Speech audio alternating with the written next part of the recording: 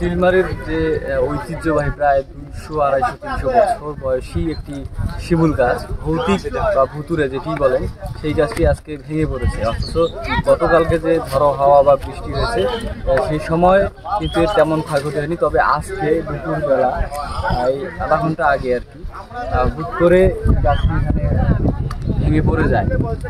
তো এই গাছের যে ইতিহাস ঐতিহ্য, আমাদের চিলমারির যে প্রবীণ যারা রয়েছেন, যারা অনেক বয়স যাদের মানুষ রয়েছেন বৃদ্ধ বয়সে, তারাও বলতে পারেন আসলে এই গাছটার নির্ধারিত কত বছর বয়স।